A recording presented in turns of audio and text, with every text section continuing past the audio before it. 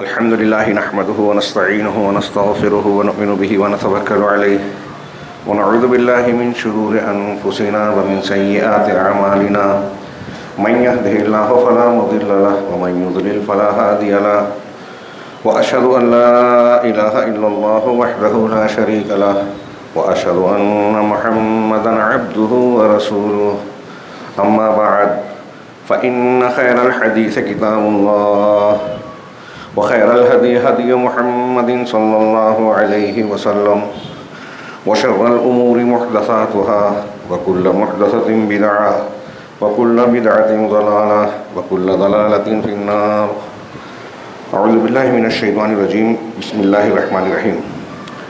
يا أيها الذين آمنوا إذا تداينتم بدين إلى أجل مسمى فاكتبوه وليكتب بينكم كاتب بالعدل ولا يأب كاتب أن يكتب كما علمه الله فليكتب وليملل الذي عليه الحق وليتق الله ربه ولا يبخس منه شيئا. محترم حاضرین، اللہ رب العالمین کا مشہور فرمان اور ارشاد ہم اور آپ جانتے ہیں، قرآن کریم میں موجود ہے، ظہر الفساد فی البر والبحر بما کسبت ایدی الناس. بر اور بحر یعنی خشکی میں اور تری میں فساد برپا ہو گیا، ظاہر ہو گیا، عام ہو گیا. جو بھی ترجمہ کریں، خشکی اور تری میں فساد رونما ہو گیا ہے. کیسے؟ کیوں؟ بما کسبت ایدی الناس، لوگوں کے کرتوتوں کے نتیجے میں، لوگوں کی کارستانیوں کے نتیجے میں خشکی اور تری میں فساد برپا ہے، عام ہے. قرآن کی اس بیان کردہ حقیقت کو آج ہم دنیا کے منظرنامے میں کھلی آنکھوں سے دیکھ سکتے ہیں. نچلی سطحوں سے لے کر عالمی اور بڑی بڑی سطحوں تک ہر جگہ فساد برپا ہے، بگاڑ ہے، پریشانیاں ہیں. انسان کی زندگی کا کوئی پہلو اور گوشہ امن و چین سے نہیں گزر رہا ہے. عقائد کا معاملہ تو اس میں بنیادی حیثیت رکھتا ہے، لیکن غیر مسلم دنیا کو سمجھانے میں اس میں تھوڑی دقت آتی ہے یا تفصیل کی ضرورت ہوتی ہے. ہم مسلمان بھی ہیں، سمجھ سکتے ہیں، لیکن بہت سے لوگ سمجھتے ہی نہیں ہیں. اصلاح کی دعوت کی بات کرتے ہیں اور عقیدے پر توجہ نہیں دیتے، جو اصلاح کی بنیاد ہے، تمام انبیاء کا طریقہ ہے. یہ ایک طرف. دوسری طرف جو احکام و مسائل کو ہم اور آپ جانتے ہیں، یا تو اس کو غیر اہم سمجھتے ہیں یا دل سے اور عمل سے اسے قبول نہیں کرتے. زبان سے اقرار کریں کہ ہم اللہ اور رسول کو مانتے ہیں، شریعت پر ایمان رکھتے ہیں، صبح و شام کہتے ہیں رضیت باللہ ربا، اللہ کے رب ہونے پر راضی ہیں، محمد صلی اللہ علیہ وسلم کے رسول اور شریعت کے دین، اسلام کے دین ہونے پر راضی ہیں، لیکن اپنی زندگی میں اسلام کو نافذ نہیں کرتے. کئی مقامات پر ہم دین اور شریعت کے مقابلے میں خواہش نفس کو مقدم کرتے ہیں اور اسے مختلف بہانوں کا عنوان دے کر تسلی دیتے ہیں کہ ہم شریعت کے خلاف نہیں ہیں. شریعت کی یہ مخالفت فساد کو لازم قرار دیتی ہے.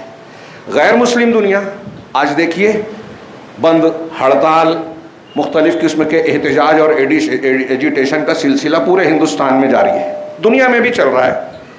ابھی ہمارے قریب کے شہر تھانہ ضلع کے بدلہ پور میں ایک واقعہ ہوا، انتہائی شرمناک واقعہ. کمسن بچیوں کے ساتھ نازیبہ حرکت. پھر ایک طرف یہ غلطی، اسکول کی غلطی، ایڈمنسٹریشن کی غلطی. اس میں کئی باتیں ہیں کہ لڑکیوں کے بچیوں کی اسکول میں ایک لڑکا کام کر رہا ہے اور حفاظت کا معقول انتظام بھی نہیں ہے، چھوٹی بچیوں کے ساتھ نازیبہ حرکت. پھر اس کے بعد مزید یہ کہ جب تھانے میں معاملہ گیا تو وہاں FIR درج نہیں کی جا رہی ہے، اس لیے کہ اسکول کے ریپوٹیشن کا معاملہ ہے. وہ اثر رسوخ والے ہندوستان کی بڑی تنظیم سے وابستہ، سیاسی تنظیم سے وابستہ لوگوں کا اسکول تھا. تو یہاں انصاف بھی طاقتور کے سامنے دم توڑنے لگتا ہے. نتیجے میں شدت سے غصہ پھٹ پڑا اور احتجاج کی شکل اختیار کر گیا. یہ وہاں ہوا، اس سے پہلے کلکتہ میں ہوا، اس سے پہلے اتراکھنڈ میں، بنگلور میں، فلاں اور فلاں فلاں فلاں جگہ روز کی خبر ہے.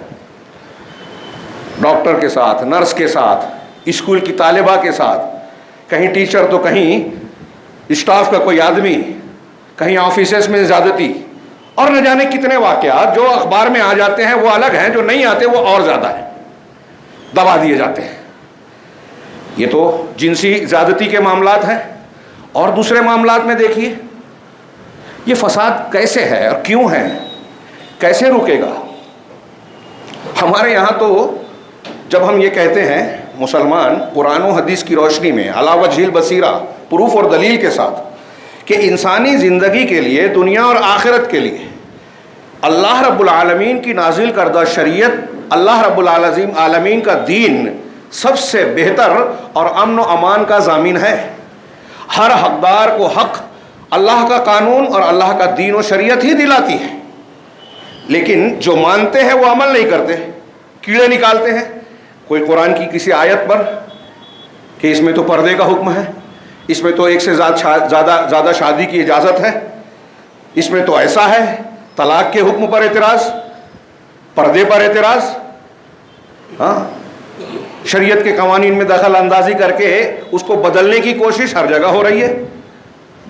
ابھی بتایا جا رہا ہے کہ آسام میں شریعت کے نکاح کو روکا گیا، حلال لفظ سے چیڑے ہے اس پر قانون، یعنی اس کو وزیر اعظم نے کہا کہ یہ نکاح شرعی نہیں ہے، اس کو ہم اصولی طور سے نہیں مانتے۔ تو آپ کے ماننے نہیں ماننے سے کیا ہوگا؟ پوری دنیا میں حجاب اور پردے پہ جھگڑا چل رہا ہے، معاملہ کورٹ اور کچہریوں میں جا رہا ہے۔ کوئی کالج والا آئے دن کہتا ہے کہ ہمارے یہاں بچیاں، مسلم بچیاں پردہ پہن کر، لباس چھوڑ کر نہیں آئیں گی، عذر بناتے ہیں کہ اس میں کچھ گڑبڑ ہو سکتی ہے۔ پردے کا استعمال کر کے غیر مسلم لڑکیاں بھی نازیبا حرکتیں کرتی ہیں، مسلمان بھی کرتی ہیں، اور بہت سارے امکانات ہیں، اس سے پہچان ہوتی ہے۔ کہیں اذان پہ اعتراض، کہیں مسجد کے مینارے پر اعتراض۔ اسلام سے متعلق ساری چیزوں پر اعتراضات کا سلسلہ جاری ہے، اور ہم اور آپ بھی اسلام اور شریعت کے احکامات کو سمجھنے، اس کے محاسن کو جاننے اور اپنی اگلی نسل کو بتانے کے لیے سنجیدہ ہے ہی نہیں۔ دین کے معاملے میں ہم لوگ سنجیدہ نہیں ہیں، سنتے ہیں سرسری طور سے، کچھ قابلیت بتاتے ہیں اور اس کے بعد آگے نکل جاتے ہیں کہ ہماری جنت ریزرو ہے۔ ہم عمل نہ بھی کریں تو اچھے ہیں، جو کر رہا ہے اس کی ٹانگ کھینچتے ہیں، اس پہ تنقید کرتے ہیں کہ وہ نہیں، وہ کر کے بھی غلط ہے، آپ صحیح ہے نہ کر کے بھی۔ خیر، مدعا اور بنیادی بات میں جو کہنا چاہتا ہوں وہ یہ کہ دنیا اور آخرت کے تمام معاملے اور زندگی کے ہر گوشے میں امن، چین، سکون اللہ رب العالمین کے دین و شریعت کو ماننے میں مضمر ہے۔ لیکن یہ بات اس کی سمجھ میں آئے گی جس کے دل میں حقیقی ایمان ہے۔ بہت سارے مسلمانوں کی بھی سمجھ میں نہیں آتی، کیونکہ وہ پورے پکے مسلمان ہے ہی نہیں، ایمان، توحید، اللہ کی عظمت و کبریائی کو سمجھا ہی نہیں ہے۔ خاندانی گھر کے مسلمان ہیں، نہ سمجھ کے نہیں ہوئے، نہ سمجھنے کے لیے تیار ہیں، دنیا میں ذہانت کا مظاہرہ کرتے ہیں، لیکن قدم قدم پر ان کے اقدامات بتاتے ہیں کہ وہ ذہین نہیں، انتہائی بیوقوف ہیں۔ جو شریعت کی مخالفت کرے، کیڑا نکالے، وہ لکھ لیجئے وہ کتنا بھی ذہین ہو، وہ حقیقت میں بیوقوف ہے۔ ذہین ہو مطلب سمجھتا ہو، وہ بیوقوف ہے۔ اللہ الحکیم ہے، حکیم کی کوئی بات حکمت سے، دانائی سے خالی نہیں ہو سکتی۔ اس کی شریعت میں کیسے ایسی بات ہو سکتی ہے جو عقل و ذہن کے خرد کے خلاف ہو؟ اللہ کے نبی صلی اللہ علیہ وسلم تمام انسانوں میں سب سے کامل، سب سے ذہین، سوجھ بوجھ والے ثابت ہو چکا ہے، تھے۔ لہذا آپ کی بیان کردہ کوئی حدیث جو ثابت ہو، صحیح ہو، وہ عقل و شعور کے خلاف ہو، انسان کے فائدے کے خالی ہو ہی نہیں سکتا۔ اگر ہمارے یہاں کوئی بہت ذہانت والا آدمی دکھائی دیتا ہے اور باتیں کرتا ہے اور لوگ سمجھتے ہیں بہت اونچی اونچی بات کر رہا ہے، وہ کتنا بھی اونچا ہو، اللہ کے نبی صلی اللہ علیہ وسلم کی ذہانت آپ کے حکمت و مصلحت کے خاک پا کو نہیں پہنچ سکتا۔ زندگی کے سارے معاملات میں یہی بات ہوگی، اور میں نے کہا، میں نے اشارہ کیا، اب دیکھ رہے ہیں ہم دنیا میں یہ معاملات میں نے ذکر کیا آج جو انسانی خرابیوں کا نتیجہ، اور انسانی خرابیاں یہ اسباب ہیں، اصل تو اللہ رب العالمین کی مشیت نافذ ہوتی ہے، قضاء و قدر کے فیصلے۔ کہیں اگر لینڈ سلائیڈنگ ہو رہی ہے، وائناڈ میں ایک حادثہ ہوا گزشتہ دنوں، ہم اور آپ اس کے بارے میں کتنے سنجیدگی سے اس کو خبر کو پڑھتے ہیں پتہ نہیں، دیکھ رہے ہیں کتنا فرق پڑتا ہے۔ 2 گاؤں پورے کے پورے، اور اس میں اچھی خاصی تعداد اہل اسلام کی بھی، مسلمان، قرآن و حدیث کو ماننے والے بھی بڑی تعداد میں، شوافے بھی، اہل حدیث بھی، غیر مسلم بھی، 2 پورے کے پورے گاؤں، ایک صاحب نے بتایا وہاں سے تعلق رکھتے ہیں کہ 300 گھر پوری طرح غائب ہو گئے۔ 300 گھر اپنے مکینوں سمیت، جو باہر ہیں وہ محفوظ رہ گئے، اور جب کھدائی ہوئی تو کسی کا ہاتھ، کسی کا پیر، کسی کا جسم کا کوئی ایک حصہ ملا، شناخت بھی نہیں ہو سکی بہت سارے، اور بہت سی لاشیں ملی ہی نہیں، دفن ہو گئی. ایسا ہی ہو گیا یہ واقعہ. اور یہ صرف وائناڈ کی بات نہیں ہے، ہندوستان کے کئی حصوں میں سیلاب ہے، اور ہماچل پردیش اور دوسرے مقامات پر لینڈ سلائڈنگ، پہاڑوں کے گرنے اور ٹوٹنے کے واقعات ہوئے. پورے کو پورے گھر قبر بن گئے، لاشوں کا انبار، اور بہت سی جگہوں پر لاشوں کا حصول بھی نہیں ہو سکا. ہم لوگ سوچتے نہیں ہیں. دنیا کے مختلف حصوں میں ایسے ہی کہیں سیلاب ہے، کہیں زلزلے کے جھٹکے ہیں. پھر اس کے بعد جو انسانی زندگی اور معیشت میں ہم دیکھتے ہیں، کساد بازاری، مندی، غربت کا انتہا درجے تک پہنچ جانا. امیر ترین سیاسی منظرنامے میں آپ بار بار سن رہے ہیں کہ چند لوگ جو ہیں، زیادہ سے زیادہ 200 کی تعداد ہندوستان میں ایسے ہیں جن کے پاس ہندوستان کی پوری معیشت اور دولت کا 70% سے زیادہ حصہ ہے.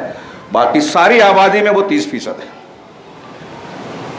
ایک بڑی تعداد غریبی کی سطح سے نیچے گزار رہی ہے زندگی. غریبی کی سطح سے نیچے زندگی گزارنے والے وہ جن کو 24 گھنٹے میں ایک وقت کا کھانا بھی ٹھیک سے نہیں ملتا. یہ ساری بے اعتدالیاں، فساد، بگاڑ، بے چینی، پریشانی، تنگی، یہ نتیجہ ہے سچائی اور انصاف کے راستوں کو چھوڑنے کا. کوئی مانے یا نہ مانے، قرآن و حدیث کی حقیقتیں یہ کہتی ہیں. پوری تاریخ میں اگر آپ غور کریں، جب بھی شریعت اور عدل و انصاف کی مخالفت کی جاتی ہے، نتائج تباہی، فساد اور بگاڑ کے شکل میں ہی نمودار ہوتے ہیں، اور ابھی بھی ہو رہے ہیں. آپ کے اور ہمارے گھر میں اگر کوئی پریشانی ہے، حل نہیں ہو رہی ہے، تو یہ لکھ لیجئے کہ شریعت اور دین کی مخالفت کا نتیجہ ہے. علامہ ابن سیرین رحمہ اللہ مشہور تابعی ہیں، وہ کہتے ہیں اگر میری لونڈی باندھی گھر میں جو کام کرتی تھی، اگر وہ مجھ سے بدتمیزی سے پیش آتی تھی، آ گئی، تو میں غور کرتا تھا کہ میں نے کون سا گناہ اور غلطی کی ہے، اللہ مجھ سے ناراض ہے. وائناڈ کا واقعہ ہو گیا، 2 گاؤں غائب ہو گئے، تیسرا چوتھا گاؤں اور بہت سارے لوگ تباہی کا شکار ہو گئے، پورے گھر، جمع پونجی غائب. ہم اس پر غور نہیں کرتے. تو گھر میں جو چھوٹی موٹی تکلیف ہوتی، بیماریاں ہوتی ہے، پریشانیاں ہوتی ہے، اس پہ کیا محاسبہ کریں گے اپنا؟ بات تمہیدی بات تھوڑی طویل ہو رہی ہے. میں نے اس تناظر میں بہت سارے معاملات تھے، کس کو چھیڑا جائے، جس کو چھیڑیں اس کے لیے ایک جمعہ کا وقت کم ہے. جیسے یہی جو بچیوں کے ساتھ زیادتیاں ہو رہی ہیں، پردے پر اعتراض ہے، اسلام کے خاندانی نظام پر اعتراض ہے، نکاح شرعی پر اعتراض ہے، تو نتیجہ کیا نکلے گا؟ یہی نکلے گا. یورپ اور امریکہ میں اس کے بھیانک نتائج مختلف جسمانی، سماجی، اخلاقی بیماریوں کی شکل میں دیکھ رہے ہیں. لوگ خودکشیاں کر رہے ہیں، ایڈز، آتشک، سوزاک اور دوسری بیماریاں، نفسیاتی بیماریاں، جس کی وجہ سے خودکشی تک کرتا ہے آدمی. سب کچھ ہونے کے باوجود اولاد الزنا کی کثرت، خاندانوں کا ٹوٹ جانا، حق حقوق کا پامال ہونا، معلوم ہی نہیں کہ کون باپ ہے، کون فلاں چچا ہے، تو حق کیا ادا کریں گے؟ یہ سارے نتائج وہاں بھگتے جا رہے ہیں، اور یہاں اس کو لایا جا رہا ہے. اور شریعت اسلامیہ جو پاکیزگی کی، حق حقوق کی ادائیگی کی تعلیم دیتی ہے کہ ہر حقدار کو اس کا حق ادا کیا جائے، عدل و انصاف کیا جائے، اس پر لوگوں کو اعتراض ہے. پردے پر اعتراض ہے، اسلامی نکاح پر اب اعتراض ہے، حلال پر اعتراض ہے. جو غیر حلال چیزیں ہیں، میڈیکل سائنس نے بتایا کہ وہ نقصان دہ ہے کھانے میں انسان کے لیے، اور حلال میں تحفظ ہے. تو اللہ کی شریعت کی مخالفت کا یہ نتیجہ بھگت رہے ہیں، اور ہم اور آپ بھی اس میں سوئے ہوئے ہیں. ہم کو برا تو لگتا ہے، تھوڑی دیر کے لیے ہم خبریں پڑھ کے غم زدہ یا ٹینشن میں آتے ہیں، تبصرہ کرتے ہیں، لیکن اس کے ازالے کے لیے دوسروں کی چھوڑیے، ہمیں کیا کرنا ہے یہ بات نہیں کرتے. ہم اپنے لیڈروں کی غلطی بتائیں گے، علماء کی غلطی بتائیں گے، امام صاحب کی غلطیاں بہت اچھی طرح جانتے ہیں، اس سلسلے میں علامہ بن جاتے ہیں. عالم نے کیا غلطی کی یہ ہمارے جاہل لوگ اچھی طرح سے بتا دیتے ہیں. آج کل کس حدیث، کون سی حدیث سمجھ میں نہیں آتی، کون سا حکم جو ہے شریعت کا وہ قابل قبول نظر نہیں آتا، ایسے دانشوران پائے جاتے ہیں منکرین حدیث کی شکل میں، اور کسی. یہ ساری چیزیں فساد کو دعوت دینے والی ہیں. اللہ رب العالمین الحکیم ہے، العلیم ہے. کس کا کیا حق ہے، کہاں کون سا حکم ہونا چاہیے، علم و علیم سے زیادہ کون جانے گا. کس چیز میں فائدہ ہے، کس میں نقصان ہے، حکیم سے زیادہ کون جانے گا. اگر ہمیں یہ ایمان ہے کہ وہ العلیم الحکیم ہے، اس کے رب ہونے پر ہم راضی ہیں، محمد صلی اللہ علیہ وسلم کے رسول ہونے پر راضی ہیں، اور دین اسلام کے اسلام کے دین اور شریعت ہونے پر راضی ہیں، تو شریعت کے قوانین جو ثابت شدہ ہیں اس پر آنکھ بند کر کے تسلیم و رضا کا مظاہرہ کرنا چاہیے۔ یہ ایمان کا تقاضا بھی ہے، اور دنیا اور آخرت میں یہ جو الجھنیں، پریشانیاں، دقتیں، مصیبتیں، فساد، بگاڑ ہے، اس کا راستہ بند کرنے کا یہ واحد طریقہ ہے۔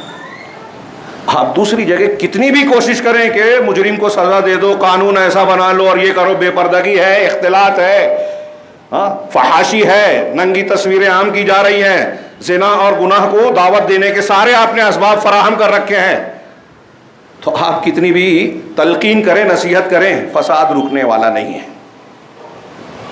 شریعت کے قانون میں انسان کے لیے فوائد ہیں۔ اسی سلسلے میں مالی اور معاشی امور انسانی زندگی کی ایک جڑ بنیاد ہے، اور میں نے جو آیت پڑھی وہ ایک قرآن کی سب سے بڑی آیت کا ابتدائی حصہ پڑھا، جس کو آیت دین کہا جاتا ہے۔ گھڑی دیکھ رہا ہوں تو بہت کم وقت بچا ہے۔ اس آیت کی صرف تشریح کے لیے کئی خطبے درکار ہیں۔ عبد الرحمن بن ناصر السعدی، جن کی تفسیر سعدی کے نام سے مشہور ہے، اردو ترجمہ بھی ہو چکا ہے، انہوں نے اس آیت سے، قرآن مجید کی اس آیت سے 50 مسائل مستنبط کی ہے، 50 ایک آیت سے، اور قرآن کی سب سے لمبی آیت کہلاتی ہے آیت دین، قرض کی آیت، قرض کے لین دین کی آیت۔ معاشی اعتبار سے میں اس کو بیان کرنا چاہتا ہوں، اور اللہ رب العالمین نے اپنے کلام پاک میں اتنے اہتمام سے سب سے لمبی آیت کے طور پر اس کے احکام بیان کیے۔ اس سے کئی سبق تو ایسے ہی ملتے ہیں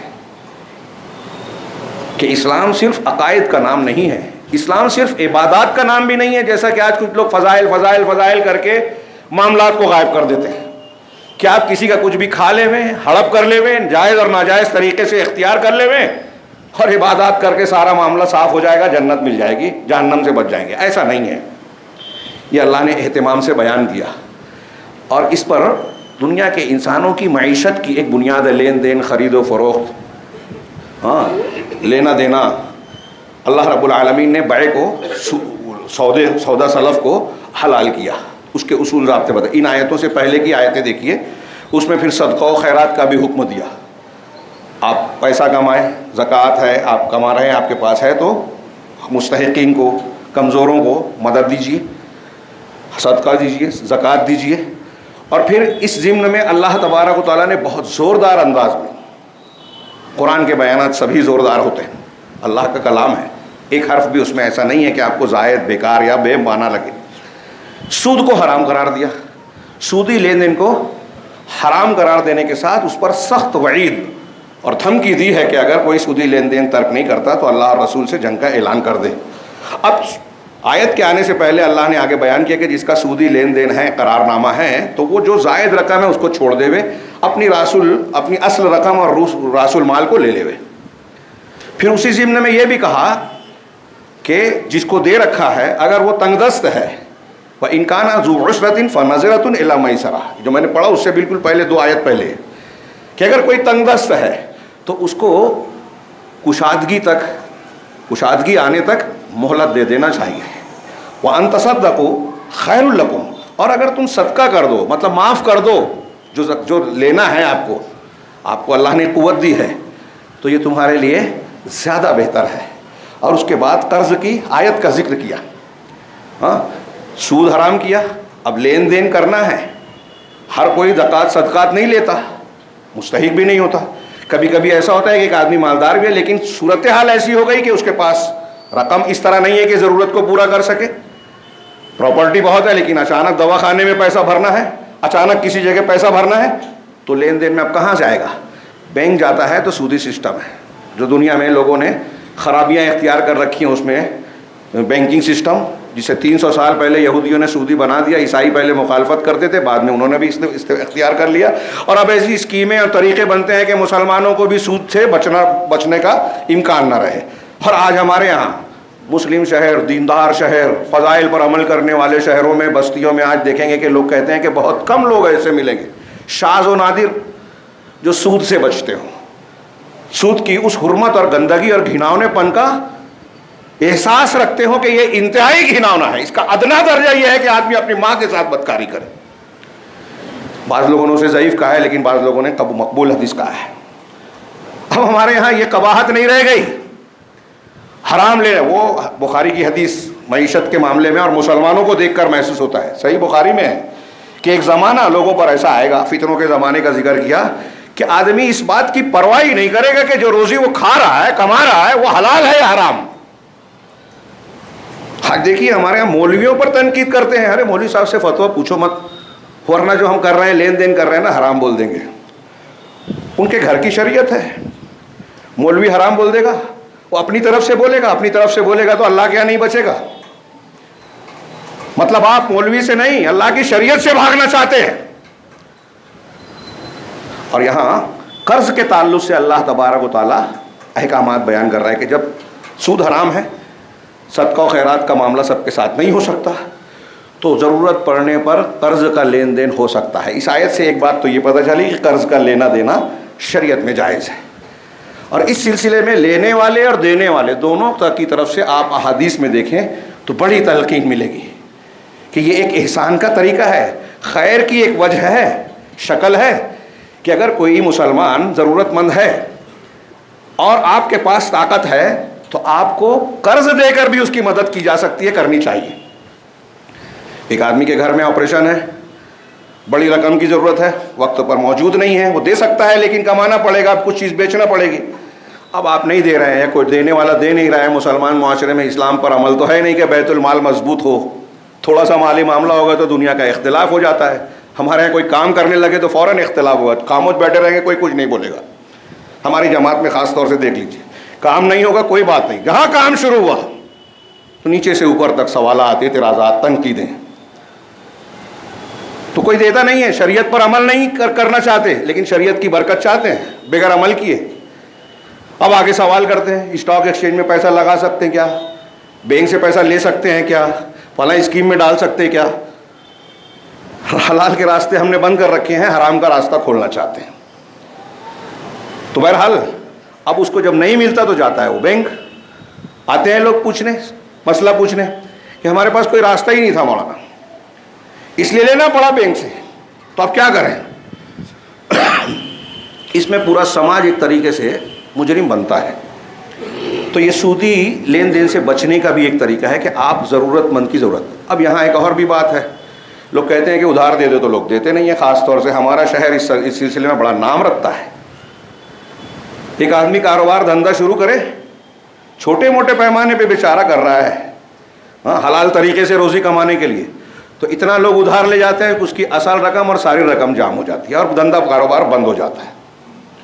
میں نے بڑے بڑے لوگوں کو سنا، وصولنے کے لیے آئے تو مقروض نے کہا کہ جو کرنا ہے کر لو، میرے پاس ہے ہی نہیں، میں دے ہی نہیں سکتا، تو بجائے اس نے شدت کرنے کے اپنا دھندا چھوڑ دیا۔ کیا یہ اچھی علامت ہے؟ برکت کی بات ہے؟ اور پھر ہم فضائل پر عمل کر کے سوچتے ہیں اللہ کی برکتیں آئیں گی، لوگوں کا حق مار کے، نہیں ہو سکتا۔ یہ اللہ رب العالمین نے قرض کے احکامات بیان کیے۔ بعض علماء کا یہاں تک کہنا ہے کہ دیکھیے اللہ رب العالمین، یہ آیت جو ہے بندہ مومن کے لیے بہت امید والی آیت ہے۔ سب سے زیادہ امید والی آیت کون ہے؟ اس میں الگ الگ اقوال ہیں، اس میں سے کچھ لوگوں نے اس کو کہا ہے کہ اللہ مسلمان کو معاف کرے گا، اس کے لیے یہ دلیل دی۔ کیوں؟ کہ ایک طرف اللہ رب العالمین، حدیثوں میں ہے کہ دنیا کی قیمت اللہ کے نزدیک مکھی اور مچھر کے پر کے برابر بھی نہیں، کوئی حیثیت نہیں ہے دنیا، پوری دنیا، لیکن مسلمان کا پیسہ ہے، لین دین کر رہا ہے، تو اللہ رب العالمین نے اہتمام کے ساتھ اسے لکھنے کی اور اس کی حفاظت کرنے کی، انصاف اور حق کی ادائیگی کا حکم دیا۔ تو جس دنیا کی قیمت نہیں ہے رب العالمین کے پاس، اس دنیا کی دولت کے سلسلے میں احکامات بیان کر رہا ہے، یعنی مسلمان کی قیمت کا پیسہ ہے تو اللہ تبارک و تعالیٰ نے اہتمام کیا، اس کی حفاظت کا انتظام کیا، تو مومن کی قیمت ہے اللہ کے نزدیک۔ تو اللہ رب العالمین نے یہ احکامات دیے۔ اب قرض کے لین دین پر ترغیب دینے والی کچھ حدیثیں، اللہ کے رسول صلی اللہ علیہ وسلم کا فرمان ہے، صحیح مسلم کے حضرت ابو قتادہ سے روایت ہے، وہ کہتے ہیں کہ من سرہ ان ینجیہ اللہ من کرب یوم القیامہ فَلْيُنَفِّسْ عَنْ مُعْسِرٍ أَوْ يَدَعْ عَنْهُ، کہ جو شخص یہ چاہتا ہے، اسے اس یہ بات خوش کرتی ہے کہ اللہ تعالیٰ قیامت کی الجھنوں اور پریشانیوں میں سے پریشانیاں دور کر دے، اس کی بے چینی کو ہٹا دے، قیامت کے دن آپ بے چین نہ رہیں۔ اب یہ وہی مانے گا نا جس کو یقین ہے۔ آج کل تو قیامت کا انتظار کون کرے والا مزاج ہے، مومن کرے گا۔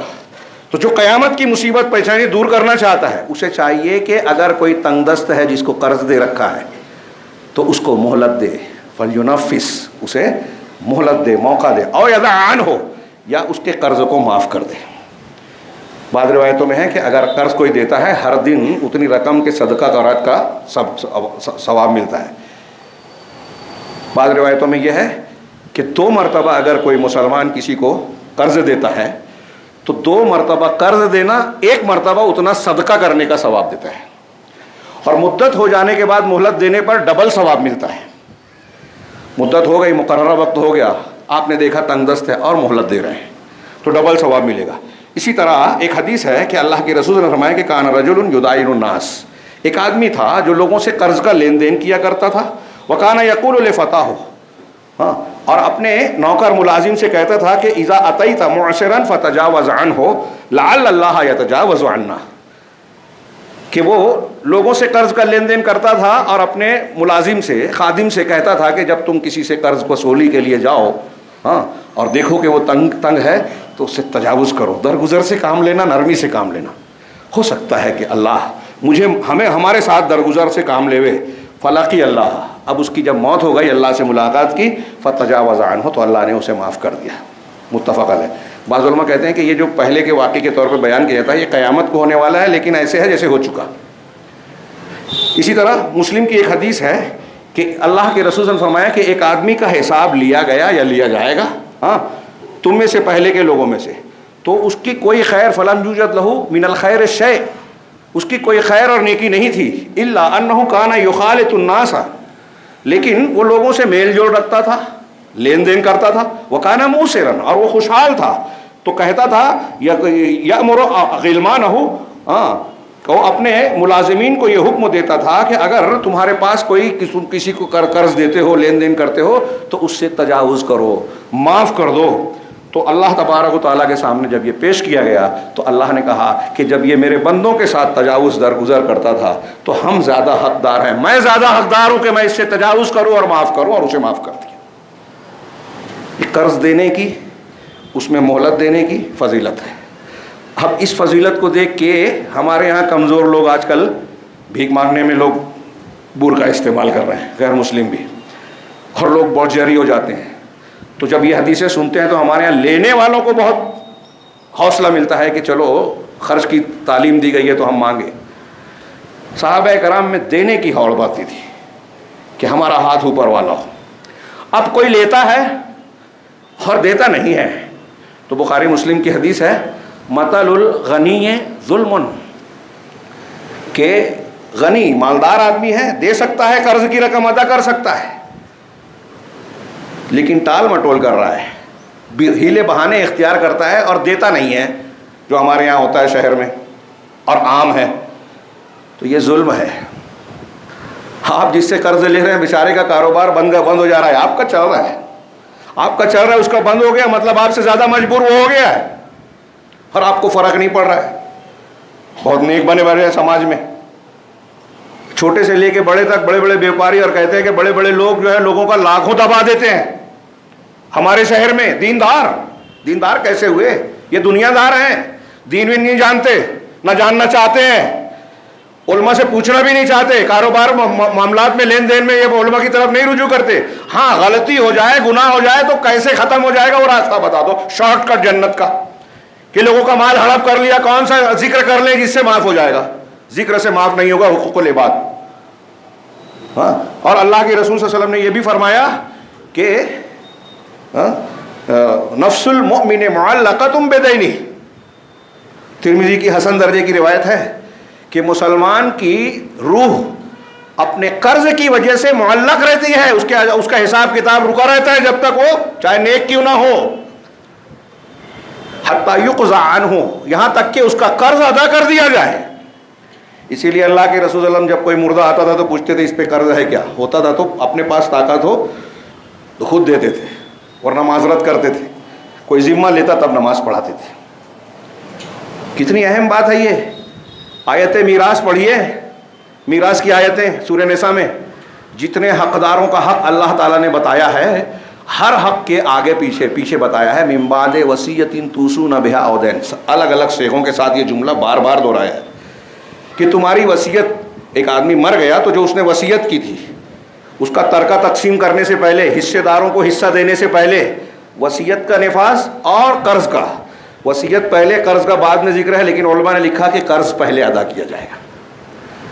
اور جس طرح ایک وارث اپنے مرنے والے رشتہ دار کا کہ ترکے میں وارث ہوتا ہے, اگر وہ مخروص تھا تو اس کے قرض کا وارث ہونا چاہیے, ہوگا, دینا چاہیے اسے. کتنے مقام پہ آپ پڑھیں گے کہ اللہ کے رسول صلی اللہ علیہ وسلم سے بعض صحابہ نے پوچھا کہ میرے والد کا یا والدہ کا انتقال ہو گیا, حج نہیں کیا تھا, حج نہیں کیا تھا, تو کیا میں ان کی طرف سے حج کروں؟ حج کرنا چاہتے تھے, نہیں کر سکے, ہمت. کہا اگر کوئی قرض ہوتا تو تم ادا کرتے کہ نہیں کرتے؟ یہ آپ کو کئی حدیثوں میں ملے گا کہ اللہ کے رسول صلی اللہ علیہ وسلم نے سائل سے سوال کیا, پوچھنے والے سے, کہ قرض ہوتا اللہ کا کسی انسان کا تو ادا کرتے کہ نہیں کرتے؟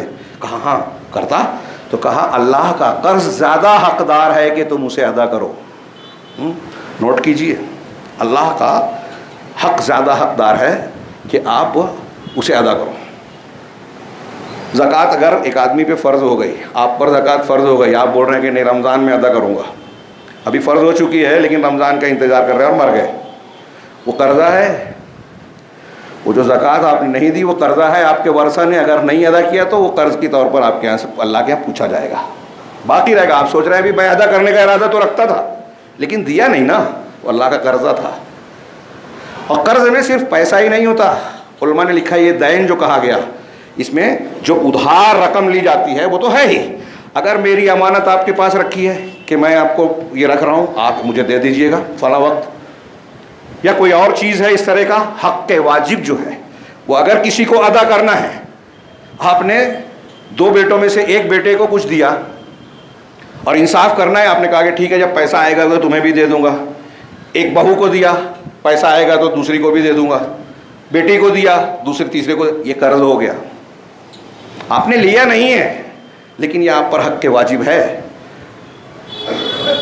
تو اب مرنے سے پہلے مرنے کے بعد قرض کی ادائیگی کا حکم ہے. روح معلق رہتی ہے, اس کا مطلب ایک انسان کے مرنے کے بعد سب سے زیادہ اس کی فکر کرنی چاہیے, ترکے کی تقسیم سے زیادہ اہم. اب وقت ختم ہو چکا اور آیت شروع ہو رہی ہے, حالانکہ یہ تمہید بھی میں سمجھتا ہوں بہت ضروری تھی. اللہ رب العالمین نے فرمایا یا ایھا الذین آمنوا اذا تداینتم بدین. میں مسائل کو چھوڑ کر بیان کر رہا ہوں, حالانکہ آج کے موجودہ دور میں کچھ مسائل جو آج کل چلتے ہیں میں بیان کرنا چاہتا تھا. لوگ ایک چیز خریدتے ہیں, ابھی لیا نہیں ہے باقی ہے, سودا کر دیتے ہیں. ہمارے شہر میں چل رہا ہے, دوسروں کی زمین پر قبضہ کر کے, یہاں تو قرض میں اگر آپ گڑبڑ کر رہے ہیں تو معاملہ اچھا نہیں ہے, روح معلق رہے گی. آپ دوسرے کی زمین میں کاغذات میں ہیر پھیر کر کے, چالاکی کر کے, اپنی طاقت اور پیسے کا استعمال کر کے اگر دوسرے کا حق مار رہے ہیں, زمین فلاں کی ہے, آپ نے کاغذ بنا کے غریبوں کو بیچ دیا, اس کا بھی حق مارا, غریبوں کو بھی پھنسایا. ایک چیز کو 4 لوگوں سے بیچا جا رہا ہے. قرض لینے کے الگ الگ نئے طریقے. حاجی صاحب حج کرنے جا رہے ہیں, کہہ رہے ہیں میرے پاس کیش نہیں ہے, میری زمین آپ رکھ لو, 3 لاکھ کیش دے دو, آؤں گا تو 5 لاکھ میں لے لوں گا 2 مہینے بعد, اور دے دیا. یہ سود ہے, حرام ہے, یہ قرضہ جائز نہیں ہے, بیع عینہ کی شکل ہے. یہ سمجھنا چاہیے. آپ جب لین دین کر رہے ہو تو آپ یہ نہیں بول سکتے مجھے معلوم نہیں تھا. نئی اسکیمیں آتی ہیں, لوگ بیان کرنے والے بیان کرتے ہیں, کوئی مانتا ہی نہیں ہے. فلاں اسکیم آئی, مسلمان اس میں لگ گئے, وہ برقع پہننے والی ہیں, وہ فلاں دیندار ہیں, لگ گئے پیچھے ماشاء اللہ اور جزاک اللہ بول رہے ہیں. سمجھدار جو سمجھ رہے ہیں, سمجھا رہے ہیں, تو ان کو لوگ برا بھلا کہہ رہے ہیں. پورے قوم کے کروڑوں لاکھوں ڈوب گئے. یہ ان کی غلطی نہیں ہے, یہ کرنے والوں کی بھی غلطی ہے. دین اور شریعت میں میں نے کہا نا, سنجیدہ ہے ہی نہیں, سمجھنے کو تیار ہی نہیں ہے, اور حقدار کو حق دینے کے سلسلے میں سنجیدہ نہیں ہوتے ہیں. اپنے نفس اور خواہشات کی بنیاد پر دین کو پرکھنا چاہتے ہیں. جو ہماری سمجھ میں آ گیا وہی صحیح ہے اور ہونا چاہیے. اپنے قول سے نہیں نکلتے. اور یہ معاملہ معاملاتی میں نہیں ہے، عقائد اور ایمانیات میں بھی ہے. اس لیے بدعتی بدعت پر قائم ہے. شرک کرنے والا شرک کو چھوڑتا ہی نہیں ہے، توبہ ہی نہیں کرتا. شرک کو شرک کہنے والے سے ناراض ہوتا ہے. ہمارے یہاں بہت سارے لوگ دین کا کام کر رہے ہیں، لیکن اصلی دین پیش کرنے والے جو طائفہ منصورہ ہے، جماعت حقہ ہے، اہل الحدیث سلفی، ان کو برا بھلا کہے بغیر وہ سمجھتے ہیں کہ کام نہیں ہوگا، جبکہ ایسا کرنے سے وہ خود بدعتی اپنے آپ کو ثابت کرتے ہیں. اہل بدعت کی ایک پہچان بتائیے. 50 علماء سلف کا قول ملے گا آپ کو، 50 نہیں، سینکڑوں ہزاروں، کہ اہل بدعت کی پہچان یہ ہے کہ اہل حق سے، اہل حدیث سے نفرت کرتا ہے، ان کو برا بھلا کہتا ہے، ان پر الزام تراشی کرتا ہے. بات تھوڑی پھیل گئی. یہاں اس آیت کو میں سرسری طور سے پیش کروں، حالانکہ بہت تفصیل کی ضرورت ہے، پھر بھی انتہائی اختصار کے ساتھ کہ اے ایمان والو. اب یہاں دیکھیے شیخ صالح عثیمین کہتے ہیں کہ دیکھیے ایمان والو کہے کہ گویا یہ اشارہ کیا کہ اگر آپ ایمان والے ہیں تو آگے کی بات ماننا پڑے گا، ماننا چاہیے. یعنی یہ بات ہمارے عقیدے سے جڑتی ہے. آپ سوچتے ہیں معاملات ہیں، فضائل پہ عمل کر لیا، اس کا کوئی معاملہ نہیں، یہ ایمان کا تقاضا ہے. اذا تداینتم، ایمان والو جب تم قرض کا لین دین کرو آپس میں، الی اجل مسمى، مقررہ مدت تک کے لیے، مقررہ میعاد کے لیے، فاکتبوہ، اسے لکھ لو، اسے لکھ لو. اب اسی آیت میں 5-6 مسائل اور کئی زیادہ مسائل نکلیں گے. قرض کا لین دین جائز ہے. قرض وہ ہوگا جو اجل مسمى یعنی مقررہ مدت کے لیے ہوتا ہے. اب ادھار 2 طریقے کا ہوتا ہے، ایک مال کا ادھار جو آپ بیچ رہے ہیں، اور ایک قیمت جو آپ ادا کرتے ہیں. اگر مال کا ادھار ہے تو اس کو بیع سلم یا سلف کہتے ہیں. بیع سلم یا سلف، کہ آپ پیسہ دے کر کسی چیز کو ڈیلیوری بعد میں دینے والے ہیں. ہاں، یہ اللہ کے رسول صلی اللہ علیہ وسلم کا ایک فرمان ہے، لا تبع ما لیس عندک، جو تمہارے پاس نہیں ہے اس کو مت بیچو، جو ابھی تمہارا ہوا ہی نہیں ہے بیچو مت. یہ ایک الگ شکل ہے. اور یہ شکل ہے کہ آپ ایک مال دینے والے ہیں، ایک مقرر، اس میں کئی 3 شرطیں ہیں. حدیث ہے کہ اللہ کے رسول صلی اللہ علیہ وسلم جب مدینہ آئے تو لوگ سلف کی بیع کیا کرتے تھے. سلم کہتے ہیں، سلم اور سلف. تو 1 سال اور 2 سال کی مدت. تو آپ نے کہا کہ اگر ایسا کرنا ہی ہے، کھجوروں کو 2 درخت پہ اگتی ہیں، اس کی 2 سال، اگلے 2 سال کا سودا ہوتا تھا، اگر کرنا ہی ہے تو تم جو ہے اس کو جو ہے بیع شیء معلوم، وزن معلوم اور مدت معلوم، یعنی ہر چیز کلیئرٹی کے ساتھ طے ہو کہ کون سی چیز لینی ہے، کوالٹی وغیرہ، کس وقت تک اس کو دینا ہے، کتنی دینا ہے. ہاں، اجل مسمى مقرر ہونی چاہیے، اور قیمت بھی مقرر ہونی چاہیے، پیسہ وقت مقرر. تو اسے لکھ لو، فاکتبوہ، اسے لکھ لو. کچھ لوگوں نے کہا یہ فرض ہے اس لیے کہ اللہ رب العالمین نے حکم دیا ہے. کچھ لوگوں نے کہا کہ نہیں، مستحب ہے، بہتر ہے کہ کر لے، نہ کیا تو گناہ نہیں ہے. آگے کی آیتوں سے کچھ استدلال کیا علماء نے. شیخ ابن عثیمین رحمہ اللہ نے کہا کہ اس میں تفصیل ہونی چاہیے. زیادہ بہتر یہ لگتا ہے کہ اگر کوئی آدمی دوسرے کے لین دین کا ذمہ دار بن رہا ہے، مطلب میں آپ دونوں کا کوئی 2 کا لین دین ہے، میں اس میں بیچ میں لگ رہا ہوں، کسی کے طرف سے وکیل یا ولی بن رہا ہوں، تو تب لکھنا ضروری ہے تاکہ دوسرے کے حق میں گڑبڑ نہ ہو. اور اگر صاحب معاملہ ہے تو مستحب ہے. ہاں، لیکن جب اللہ کا حکم ہے تو لکھنا بہتر ہے. اللہ تعالیٰ نے آگے کہا فاکتبوا ولیکتب بینکم کاتب بالعدل، اور تمہارے آپس کے معاملے میں ایک کاتب، لکھنے والا، عدل انصاف کے ساتھ لکھے. اس میں عدل کی شرطی کاتب کا ہونا. اور یہیں سے لوگوں نے کہا کہ کتابت، لکھنا پڑھنا سیکھنا ضروری ہے. جب اب اللہ کہہ رہا ہے قرض کو لکھنا ہے تو لکھنا آئے گا تبھی تو لکھو گے. تو لکھنے کا طریقہ، لکھنے کا اصول، ضابطہ، اور دونوں میں سے ہٹ کے تیسرا لکھنے والا ہوگا. اس میں کچھ تفصیل ہے، میں اس کو چھوڑ رہا ہوں. وَلَا يَأْبَ كَاتِبٌ أَن يَكْتُبَ كَمَا عَلَّمَهُ اللَّهُ، اور کوئی کاتب لکھنے سے انکار نہ کرے جیسا کہ اللہ نے اسے سکھایا. اللہ نے اسے سکھایا ہے تو ایک ہنر دیا ہے، صلاحیت دی ہے.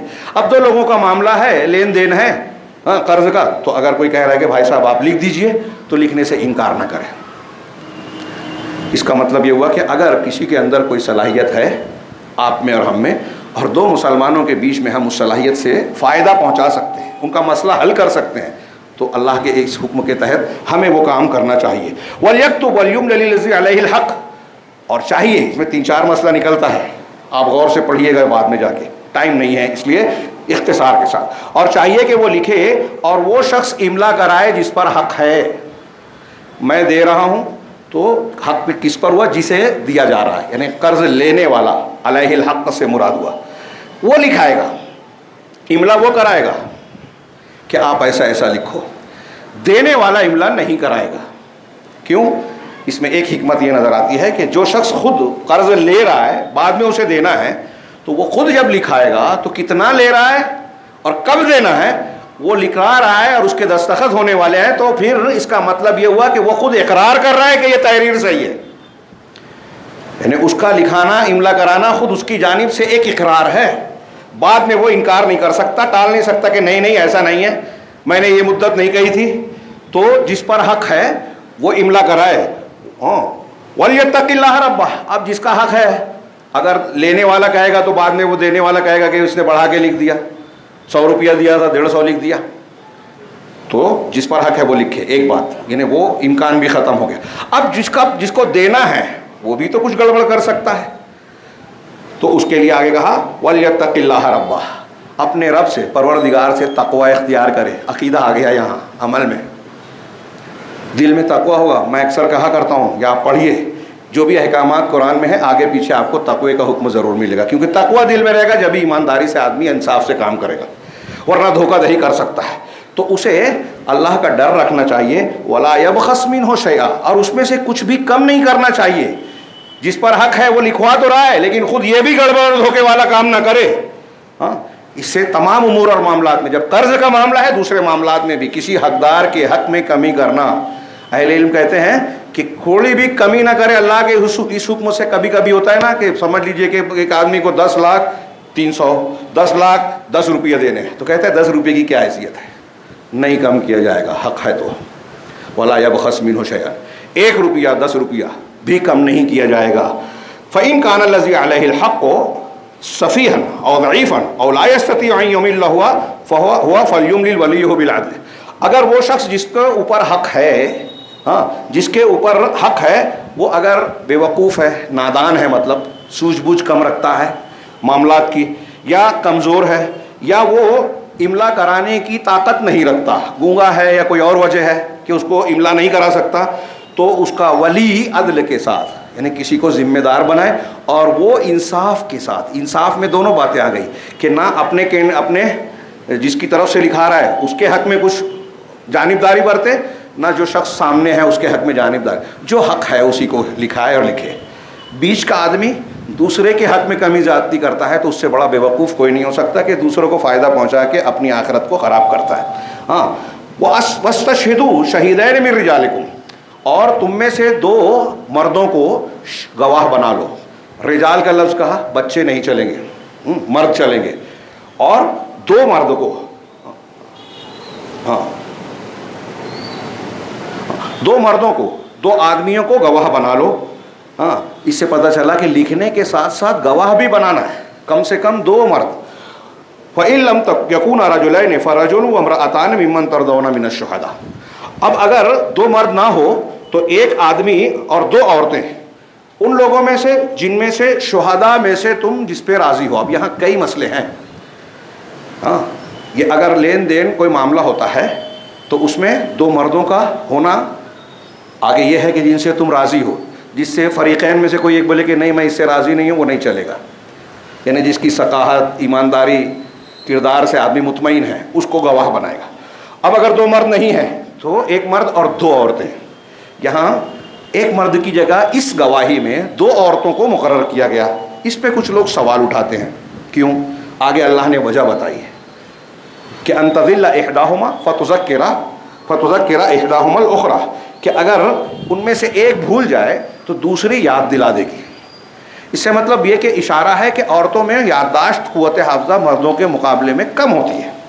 یہ اہل علم نے کہا، یہ اللہ حکیم کہہ رہا ہے، یہ عورتوں کی بے عزتی نہیں ہے، یہ عورتوں کی بے عزتی نہیں ہے۔ دیکھیے میں نے کہا اللہ حکیم ہے، ہر چیز کو اس کے مقام پر رکھتا ہے، فطرت کو وہ جانتا ہے، لہٰذا ایک تو ہم جانے نہ جانے حکمت کو یہ قبول کر لینا چاہیے کہ اللہ کا حکم ہے۔ دوسری چیز یہ کہ عورتوں میں کچھ خوبیاں ہوتی ہیں، یادداشت کی کمزوری ہونے کی وجہ کیا ہے کہ ان کے اندر جذباتیت کا غلبہ ہوتا ہے، اسی لیے آسانی سے بے وقوف بن جاتی ہیں۔ اسی لیے ان کو نکاح سے راضی کرنے کے لیے ولی کی شرط رکھی گئی ہے لڑکیوں کے لیے کہ کوئی دھوکہ دینے والا عاشق بن کے دھوکہ دے کے اس کو لے اڑے گا اور جا کے کہیں بیچ دے گا، اور ہو رہا ہے آج. تو جذبات، اور یہ جذبات کیوں غالب ہیں؟ اگر عورتوں میں جذباتیت کا غلبہ نہ ہوتا تو مرد کی، شوہر کی سموطاعت، والدین کی سموطاعت ویسے نہیں کرتی جیسے کرتی ہیں، اور خاص طور سے بچوں کی پرورش نہیں کر سکتی. ایک باپ دیکھیے 3 مرتبہ رونے پر بچے سے جھلا جاتا ہے، تماچا مار دیتا ہے، لیکن ماں کتنا جھیلتی ہے، کیسے کیسے حالات میں، سردی میں اپنی نیند خراب کر کے اس کی گندگی کو صاف کرتی ہے، جب دودھ پلاتی ہے. مرد اس سے دور ہو جاتا ہے کافی لمحوں کے لیے، تھوڑا دیر ٹائم دیتا ہے اور محبت جتاتا ہے. 24 گھنٹہ ماں جو ہے، بعض مرحلے ایسے گزرتے ہیں کہ 24 گھنٹہ بچے کے ساتھ. خیر یہ تفصیلات آپ سامنے رکھیے. وجہ بتائی. بعض مقامات ایسے بھی ہیں کہ جہاں عورتوں کا ہی معاملہ ہے تو ایک عورت کی گواہی بھی چل جائے گی. جیسے اگر کسی عورت نے آگے کہا کہ میں نے فلاں کو دودھ پلایا ہے، تو اس عورت نے کہہ دیا، مان لیا جائے گا، اگر وہ سکھا ہے، دھوکے باز نہیں ہے، مسلمان ہے، جیسا کہ واقعات ہوا. تو یہ موقع موقع کی بات ہے، کس معاملے میں کس کا کیا اعتبار ہے اس کا تذکرہ ہے. یہاں اس سے ایک اصول یہ بھی نکلا کہ اگر کسی کی یادداشت کمزور ہے، عورتوں کے بارے میں کہا کہ ایک کی جگہ 2 عورتیں، ایک مرد 2 مرد ہوں گے، یہ ایک شکل ہے گواہی کی. ایک مرد اور 2 عورتیں ہوں گی، یہ دوسری شکل ہے. تیسری حدیث میں بتائی گئی کہ ایک گواہ اور اگر دوسرا نہیں ہے تو قسم کھائی جائے گی. حنفی اسے نہیں مانتے، احناف کے مسلک میں نہیں ہے، لیکن اللہ کے رسول صلی اللہ علیہ وسلم نے ایک قسم اور گواہ کے ذریعے سے فیصلہ کیا ہے. اور ایک گواہ کی جگہ اگر 2 عورتیں ہوں اور قسم ہو تو بھی فیصلہ ہوگا. صحیح بات یہی ہے کیونکہ حدیث میں ہے. اور یہاں یادداشت کی بات ہے، اسی لیے محدثین نے صحیح حدیث، کسی حدیث کو قبول کرنے کے لیے اس گواہی کو قبول کرنے والی اصول کو جو قرآن نے بتایا ہے اس سے سخت بنائی کہ اگر کسی کے حافظے میں تھوڑی سی کمزوری ہے، ہلکا پھلکا بھی بھولتا ہے، تو اس کی بیان کی ہوئی حدیث صحیح نہیں ہوگی، صحیح سے نیچے. ہلکا بھولتا ہے تو حسن درجے کی ہوگی، زیادہ بھولتا ہے تو ضعیف حدیث ہو جائے گی. منکرین حدیث سمجھتے ہیں کہ وہ بہت عقل والے ہیں، محدثین کو سمجھتا نہیں تھا، اس لیے حدیثوں پر اعتراض کرتے ہوئے نئے نئے نقطے لاتے ہیں، جہاں پرندہ پر نہ مارے، چرندہ چر نہ مارے. ان کو پتہ ہی نہیں ہے کہ محدثین نے جو اصول ضابطے حدیث کو قبول اور رد کے لیے بنائے ہیں وہ قرآن سے نکالے ہوئے اصول ضابطے ہیں. اس میں سے ایک یہ آیت ہے، اور یہ آیت ایک ہی جگہ نہیں ہے، اور بھی آیت ہے کہ یادداشت کا لحاظ کیا جائے گا گواہی کو قبول کرنے میں. فرجل وامرأتان ممن ترضون من الشهداء ان تضل احداهما فتذكر احداهما الاخرى ولا يأبى الشهداء اذا ما دعوا. اور گواہ جب بلائے جائیں تو انکار نہ کریں. شہداء کا لفظ ہے. شیخ ابن عثیمین نے بڑی پیاری بات کہی. اچھا یہاں ایک اعتراض بھی ذکر کیا کہ کچھ لوگ کہتے ہیں کہ دیکھو بعض عورتیں تو کامل عقل والی ہوتی ہیں، بعض عورتیں مردوں سے زیادہ باصلاحیت ہوتی ہیں. صحیح بات ہے. تو ابن عثیمین رحمہ اللہ نے جواب دیا کہ اکثریت کی بنیاد پر حکم لگایا جاتا ہے. اکثر عورتوں کا یہی معاملہ ہوتا ہے، یادداشت کی کمزوری، عقل کی کمزوری. قرآن میں بھی حدیث میں بھی مسلم شریف کی ان کو ناقصات العقل والدین کہا ہے، اور اس کی ناقصات العقل ہونے کی وجہ یہی بتائی کہ ان کی گواہی کو مرد کی آدھی گواہی کے برابر مانا گیا. تو بعض عورتیں اگر کامل ہوتی ہیں تو یہ بعض ایکسیپشن ہے، اور ہوتا ہے. حضرت عائشہ صدیقہ، حضرت خدیجہ رضی اللہ عنہما اور ایسی کامل عورتیں گزری ہیں، ایسی ہو بھی سکتی ہیں، لیکن اکثریت ایسی نہیں ہوتی. اب دوسری بات کہی اللہ نے آگے کہ اگر گواہوں کو بلایا جائے تو انکار نہ کریں. اب ابن عثیمین نے 2-3 نقطے یہاں بیان کیے. ایک یہ کہ اگر گواہ 2 ہونے چاہیے، فرض کیجئے 4 ہیں تو 4 کو آنا چاہیے. شہداء کا ہے اللہ نے 10 ہے تو 10 کو آنا چاہیے، کیونکہ اگر 2 گواہ کو آپ نے بلایا کہ اس سے کام چل جائے گا، اور ان دو گواہوں میں کوئی میخ نکل گئی، غلطی نکل گئی، کمزوری، بعد میں کہے کہ 2 اور ہیں، تو سامنے والا کہے گا کہ دیکھو یہ اب پیدا کر رہا ہے، جھوٹی بات کہہ رہا ہے. پہلے ہی تمام گواہوں کو بلایا جائے گا، چاہے وہ شیخ ابن عثیمین نے کہا کہ 100 گواہ ہوں، تو جتنے کو بلا سکتے ہیں بلانا چاہیے، اور ان کو انکار نہیں کرنا چاہیے جہاں بھی. اب یہاں ایک اور بھی مسئلہ ہے کہ گواہی اگر آپ سے مانگی جا رہی ہے یا گواہی نہیں، تو گواہ کو گواہی دینا ضروری ہے، لیکن جہاں بلایا جا رہا ہے وہاں جانا ضروری ہے. تو اب کیا ہر حال میں گواہی آپ سے مانگی نہ جائے تب بھی دینا ہے؟ تو اہل علم نے کہا کہ اگر آپ کو صحیح بات معلوم ہے اور آپ کو لگتا ہے کہ گواہی نہ دینے سے کسی کا حق مارا جائے گا، غور سے سنیے، ہمارے یہاں لوگ بہت چالاک بنتے ہیں کہ میں نے کہا جھوٹ بولا. جب آپ سچ کی جگہ سچ بولنے سے خاموش ہے تو آپ جھوٹ بول رہے ہیں، گنہگار بن رہے ہیں. یہ نہیں سمجھتا لوگوں کو. آپ کی گواہی سے حقدار کو حق مل سکتا ہے.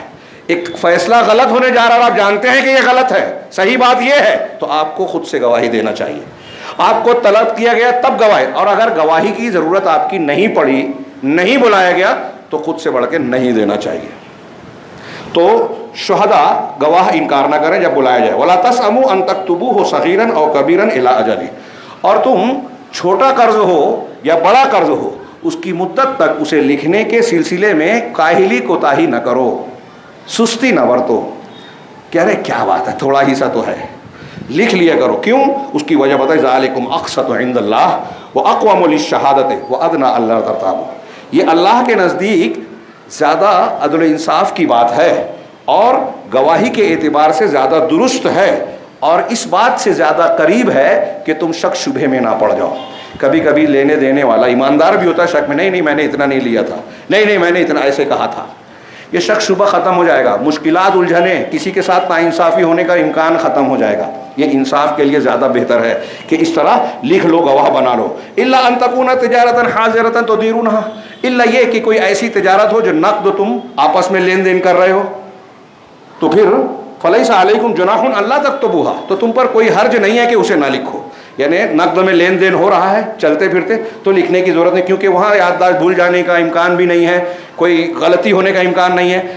ایک آدمی نے رقم دیا، ایک آدمی نے مال لے لیا، خرید فروخت ہو گئی، تو اب ہر چیز کو اگر لکھنے کا حکم ہوتا تو یہ دقت اور دشواری کی بات بھی ہوتی۔ وَأَشْهِدُوا إِذَا تَبَايَعْتُمْ، یہ لین دین کی بات تھی، قرض کی بات تھی، آخر میں اللہ نے کہا وَأَشْهِدُوا إِذَا تَبَايَعْتُمْ، کہ تم گواہ بنا لو جب لین دین کرو، بے کرو، یعنی قرض کے ساتھ ساتھ لین دین میں بھی گواہ بنا لو۔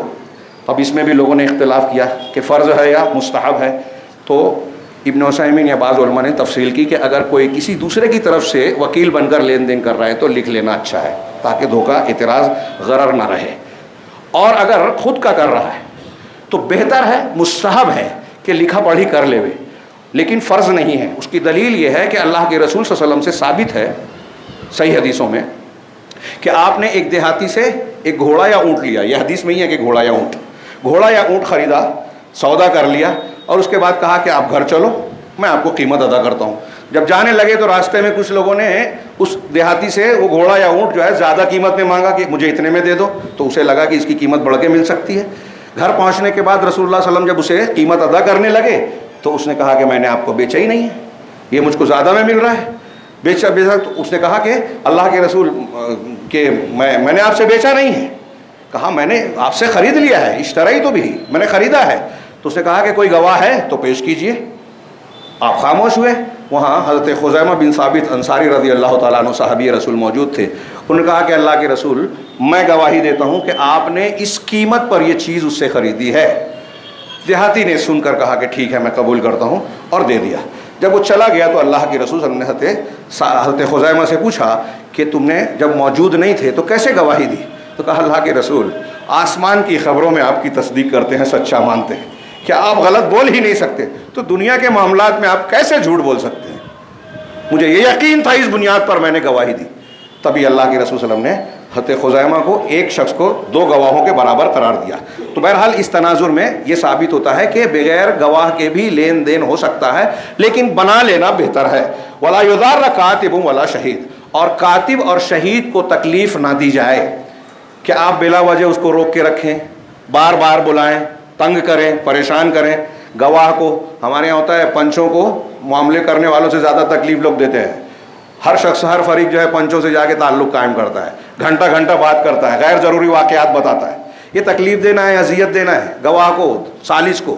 تو گواہ کو، کاتب کو بھی گواہ نہ دی جائے، اور اگر اس کو یضار کاتبن کاتبن اور شہیدن پڑھیں گے تو کسی کاتب اور شہید کو کوئی معاف کیجیے فاعل مانیں گے تو یہ کہیں گے کہ کاتب اور گواہ کسی کو تکلیف نہ دے، قرض دینے والے، لینے والے، خریدار یا بیچنے والے، دونوں میں سے کسی کو یہ لکھنے والے اور گواہ تکلیف نہ دیں کہ غلط گواہی دیویں، بدل دیویں، تحریر میں تبدیلی کر دیویں، ایسا نہ کریں۔ نہ یہ ان کو تکلیف دیویں۔ قرآن کی اس آیت کو دو طریقے سے پڑھنے میں دونوں معنی آ جاتا ہے۔ یہ اللہ کے کلام کی بلاغت کا حصہ ہے کہ کاتب اور شہید کو، گواہ کو تکلیف نہ دی جائے، یا کاتب اور گواہ لین دین کرنے والوں کو تکلیف نہ دیں۔ وَإِن تَفْعَلُوا فَإِنَّهُ فُسُوقٌ بِكُمْ، اگر تم ایسا نہیں کرتے، اللہ نے یہ جو احکامات بیان کیے ہیں تو یہ تمہارے لیے نافرمانی ہے، گناہ ہے۔ وَاتَّقُوا اللَّهَ، اور اللہ سے ڈرتے رہو۔ حق مارو گے، ناانصافی کرو گے تو بچو گے نہیں۔ 2 رکعت پڑھ لیا معاف ہو جائے گا؟ نہیں، قیامت کے دن نیکیاں نماز روزہ جو لے کے آئے گا نا وہ ان لوگوں کو حق دے گا۔ میں نے ابھی بیان کیا تھا، پھر اشارہ کر دوں حالانکہ وقت زیادہ ہو گیا، کہ دنیا میں قیامت کے دن ایک باپ ماں بھائی ایک دوسرے کو اجر ایک نیکی نہیں دے گا۔ ہاں، میں اپنے باپ سے مانگوں، بیٹے سے مانگوں، بیٹا مجھ سے مانگے، بیوی شوہر، شوہر بیوی سے مانگے، ایک نیکی کوئی نہیں دے گا۔ لیکن جس نے کسی کی غیبت کی ہے، کسی پر ظلم کے کسی کا مال کھایا ہے، قرض ڈبایا ہے، تو قیامت کے دن وہ شخص اپنا وہ حق جو اس نے مارا ہے، ظلم کیا ہے، اس کو اپنی نماز روزے میں سے دے گا جتنا اس کا حق ہے۔ جو باپ نہیں دے گا وہ دشمن دے گا۔ اس لیے ایسا دشمن بہت بڑا خیر ہے۔ لیکن ہمیں بچنا چاہیے کہ ہماری نماز روزی محنت ہم کریں، اور جس سے ہم دنیا میں نفرت کرتے ہیں قیامت کے دن ہماری نیکیاں وہ لے اڑے، اور جب ختم ہو جائے گی حقدار باقی رہیں گے تو دوسرے کے گناہ ڈالے جائیں گے۔ سن چکے ہیں آپ مسلم شریف کی وہ حدیث، کہہ رہے ہیں واتقوا اللہ، اور اللہ سے ڈرتے رہو، ویعلمکم اللہ، اور اللہ تم کو علم دیتا ہے۔ اللہ علم دے رہا ہے۔ میں نے شروعات جہاں سے کی تھی وہ بات اس میں بیان کی جا سکتی ہے کہ اللہ تم کو بتا رہا ہے، یہ اللہ کا احسان ہے، تمہارے لیے کیا خیر ہے، کس میں انصاف ہے، کس میں امن چین سکون ہے، معیشت کب پروان چڑھے گی، برکت پائے گی، یہ بے روزگاری بھوکمری نہیں آئے گی، سود سے بچ کے لین دین کرو، قرض کا احسان کرو، ایک دوسرے کے ساتھ نرمی کرو۔ تو اللہ تم کو تعلیم دے رہا ہے، اس میں تمہاری بھلائی ہے، لیکن ہم ماننے کو کہاں تیار ہے؟ ہماری عقل، لوگوں کی دانش اور لوگوں کی عقل شریعت کے خلاف جا کے سمجھتے ہیں کہ خیر کریں گے۔ نہیں، آپ اللہ کے عذاب کو، بے چینی کو، تنگیوں کو دعوت دے رہے ہیں، عذاب کو دعوت دے رہے ہیں۔ اللہ تم کو علم دے رہا ہے، اور اللہ رب العالمین سے بڑھ کر علم والا کون؟ واللہ بکل شیء علیم، اور اللہ ہر چیز پر علم، ہر چیز کا علم والا ہے۔ یہ آیت دین قرآن کی سب سے لمبی آیت، آپ غور کیجئے کہ اللہ رب العالمین نے معاملات کو کتنی اہمیت دی ہے، مسلمان کے لین دین کو۔ اس آیت کے فوراً بعد ایک مختصر سی آیت یہ بھی ہے کہ اگر سفر کی حالت میں ہو اور قرض کا لین دین کرنا ہے، لین دین یا قرض کا معاملہ ہے، تو ایسی صورت میں گواہ نہیں ہے اور لکھا پڑھی نہیں ہو پر تو رہن رکھا جائے، فرحان مقبوضہ۔ وقت نہیں ہے، زیادہ ہو گیا، انشاءاللہ پھر کسی موقع پہ اس کی تفصیل۔ اللہ رب العالمین سے دعا ہے کہ وہ ہمیں دین کے تمام احکامات کو سمجھنے اور اپنی طاقت کے مطابق اس پر عمل کرنے کی توفیق دے، اور اس کی برکت سے دنیا اور آخرت میں کامیابی سے نوازے۔ بارک اللہ لنا ولکم فی القرآن المجید ونفعنا وإیاکم بالآیات والذکر الحکیم، انہ تعالی جواد کریم ملک بر۔